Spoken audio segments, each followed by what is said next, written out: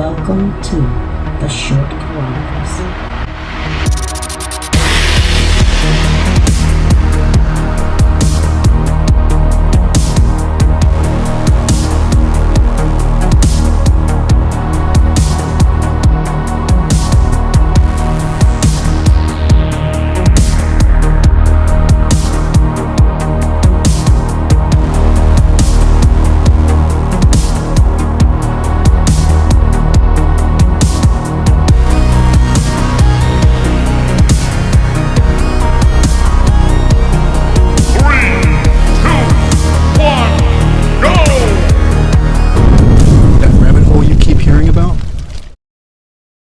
It's quite deep. Will you follow me down? A year ago, I told you about Alice Day, the day when sex traffickers and pedophiles parade around this teddy bear symbol, trading tips and tricks on how to get their next victims. On this Alice Day, Dr. Jesse Bach's new study exposes who these perpetrators actually are.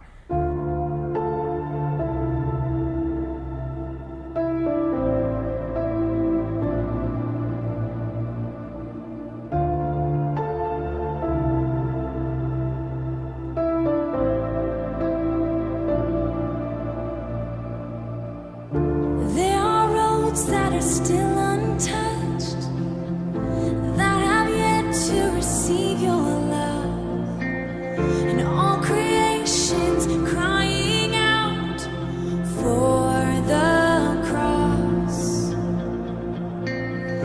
There are hearts that have yet to see the power of Christ that has set them free. For such a love you have sent your Son to save what's lost. So who will go?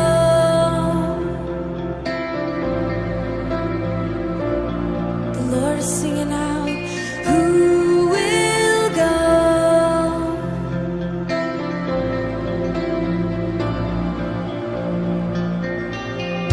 Now your eyes run to and fro to find the who will rise and go to any distance, far or wide, to take your heart. It is a rabbit hole and depends on how far you want to go down. We will take this task and give our lives to what you've asked.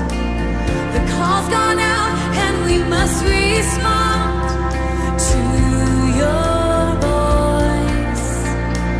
so who will go? Oh, I hear the Lord singing out, he's singing out. Who will go?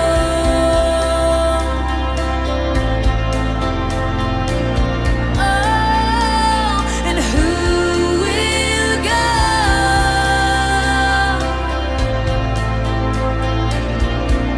Yes, who will go?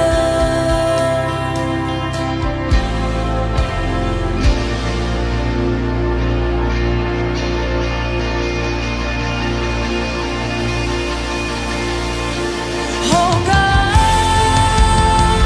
here am I, send me, use me for your glory. Oh God, here am I, send me, yes, pick me up and write your story. Oh God, here am I, send me, yes. In his study with Cleveland State, Dr. Bach collected data from offenders caught on the darknet, a web of password-protected pages not accessible to the general public. So a lot of times we think of them as an other. But that's wrong. The profile, typically a white male, varying socioeconomic status, and mostly connected to law enforcement, like officers, firefighters, and public officials. Jesus, I'll do everything, yeah. Oh.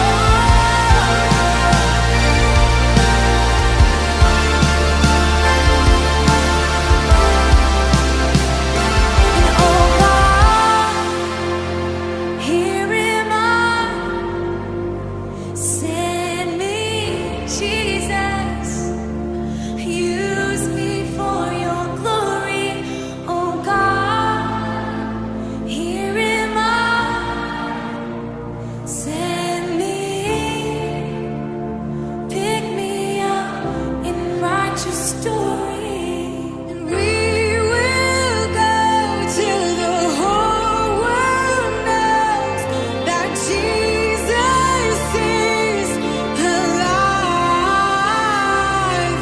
and we will run burning with your love, with fire in our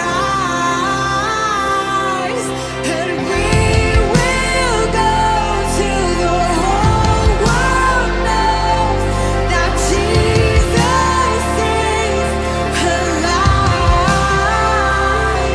and we will run burning with your love, with fire in our eyes. Oh God, here am I, send me, here we are, use me for your glory. Oh God, here am I,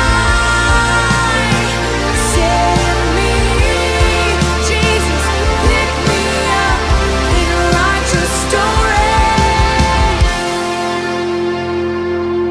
Oh Jesus, oh Jesus, oh we say yes, we say yes, 'cause we know the story's just begun, it's not over. You said Jesus, there would be another student missions movement out of America. Oh God, so we say, let it be, let it be, let it be, let it be, God. We're asking for a wild missions movement. Oh God, that every corner would be covered. Oh God, that the gospel would go out to every nation, every tongue, and every tribe, that they all would be reached. Oh Jesus, this is our heart cry.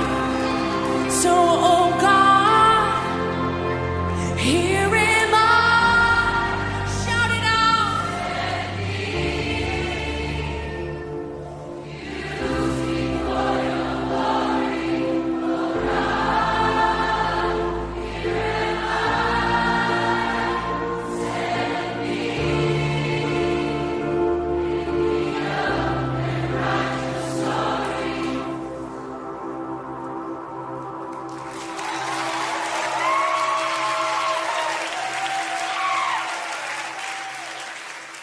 When you think that this is a crime that's hidden in plain sight from trusted people right around you, that's very difficult to stomach.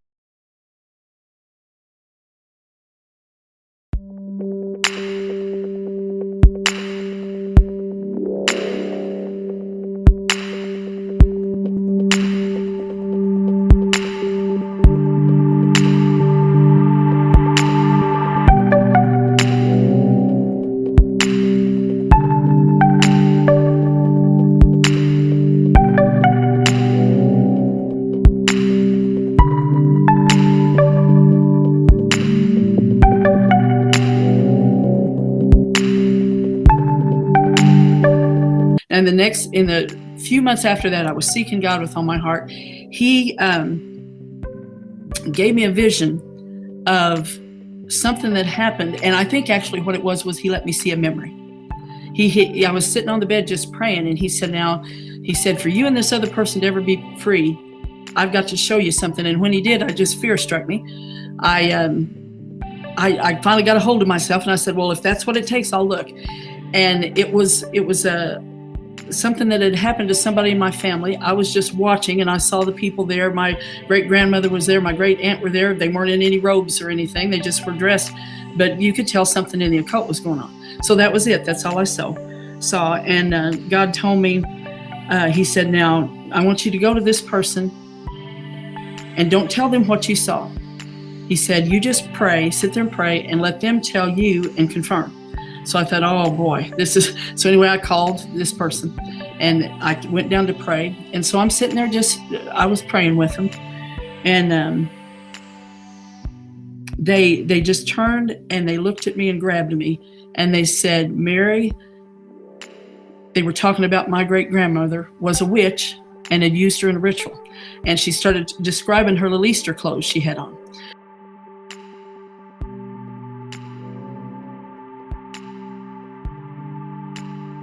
I went to tell my husband. He said, well, you need 2 witnesses. So he said, you need to go to your father, and because that was his grandmother. So the next morning I went straight to him. I said, this was told to me that we called her Granny was a witch. And I said, do you remember anything that would have made you think that that's possible? And he just broke down crying and said, remember. And I am just sitting there shocked to my core. And then he started getting real worried. And he said, if you talk about this to anybody, they're going to put you in, he said, Fulton, which is a mental place that houses a mental institution. And so I'm sitting there it's so surreal. I'm just thinking, this can't be. I don't remember it. I had missing years in my childhood. I didn't have a lot of memories, but I thought, there's nothing in the occult happened to us.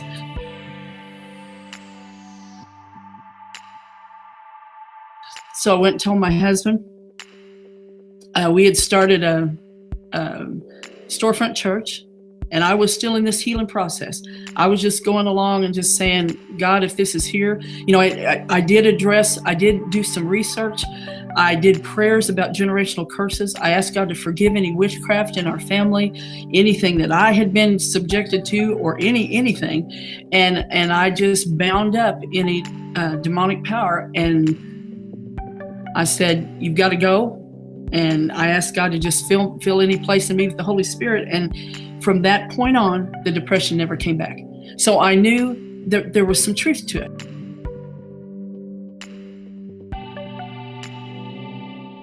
Because in all the years when I've questioned everything, and this was going on like in 1995 is when we had the little storefront church. And in all those years, anytime I'd have a question about, God, could this really have happened to me? How could this be? He'd always say, Mary, you can't get healed with a lie. And I thought, well, okay, so I've got a foundation here. I'm getting healed. And so it just set me on a healing pattern. We had then, at that point, we had somebody that was from another church asked if I would talk to one of the people that was there, because they thought that she had said during a service that she was a victim of satanic ritual abuse. I talked to her, and as that whole process was going on, we had the occult come after us. We planned a prayer time at our house after one of our church services. And so we went to a local store, and my husband went in. I'm out in our van with the kids. We had people start driving up and I knew them, but I started getting this horrible sickness, like, oh, there's something wrong. So then a woman that I went to school with came, threw open the door, manifested a demon, started crawling in.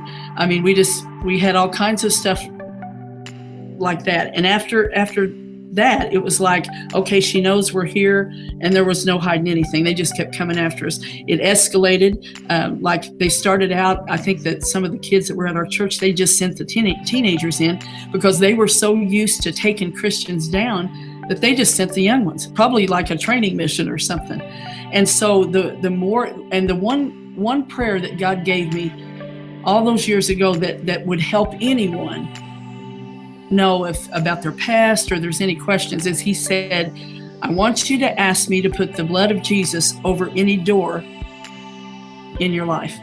And I mean, I'd been cleaning house. I was trying to do everything right. I was throwing movies away I thought I shouldn't have. I was just going through it, and I thought, what doors could I have? But I said that prayer, and so from that point on, it was like one steep learning curve, because as they were coming in, they were cursing us, and the people that were in our church. I mean, we had somebody come that had been one of the praise and worship directors at Toronto. These were people that have been in church all their life.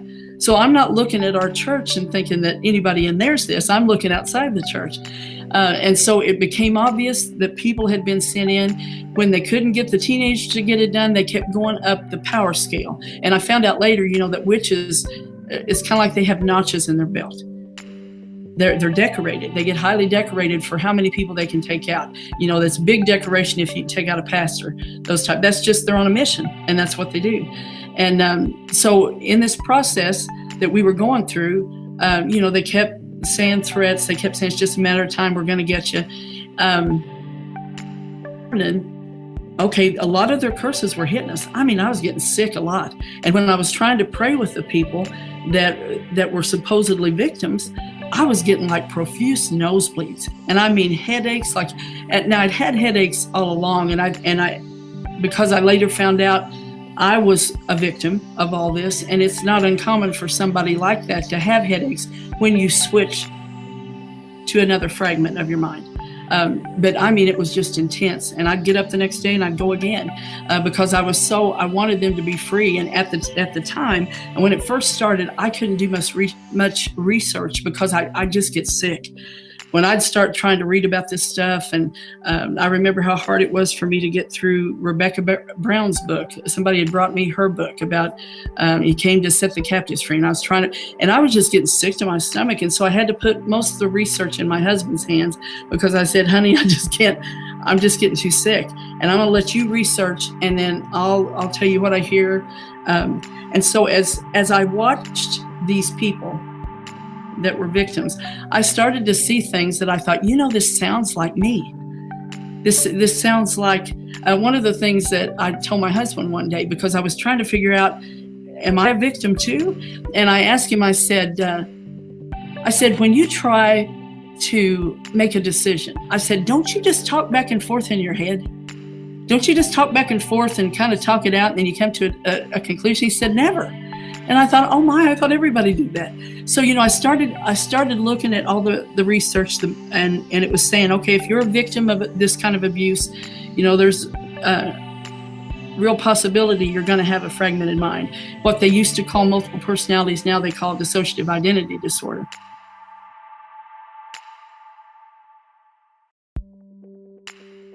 What was so strange is the people in the town where I was at to me and say the most bizarre things.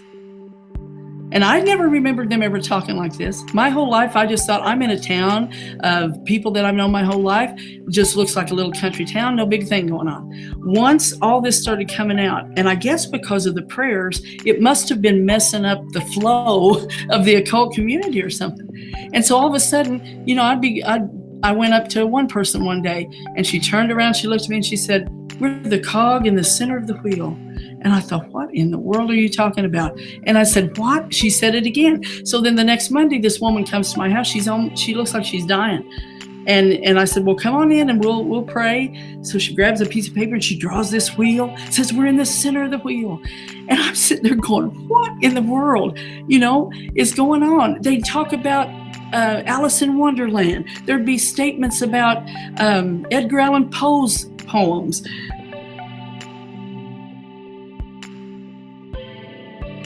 They'd talk about Alice in Wonderland. There'd be statements about Edgar Allan Poe's poems.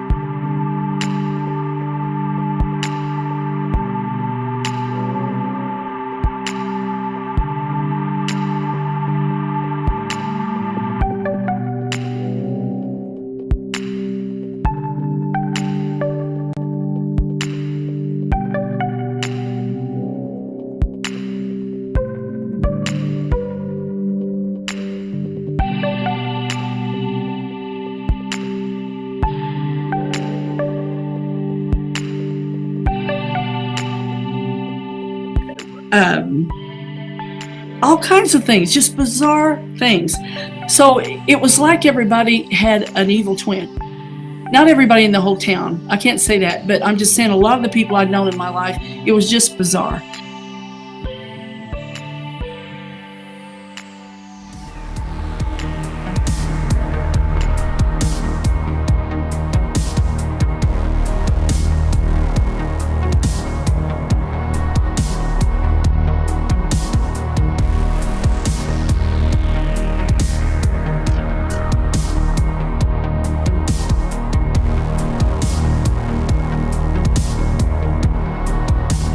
I am not a conspiracy theorist. I am a pastor that see the wolves, and I am warning you from the rooftop where they at, and they right here in front of you. Cut it off. The wicked will receive their reward at the coming of King Jesus. Peace. Thank you for tuning in to the Pastor's Chronicles. I had to actually make another page because the page that you are on is up for cancellation. So please, I made another page called the Pastor's Chronicles. Just scroll down and you see where it says other stations. Just click the subscription and also look at the Pastor Scott Hinton. That's where you'll receive gospel messages. And also check me out on tpchronicles.com. That's my platform, that's my website, so you can enjoy more of truths and read articles and things of that nature. Alright, and you can also go to my church website, amcministries.com, amcministries.com, and it's kind of like my gospel channel. It goes a little deeper with Bible study, so subscribe to that too. Alright, peace.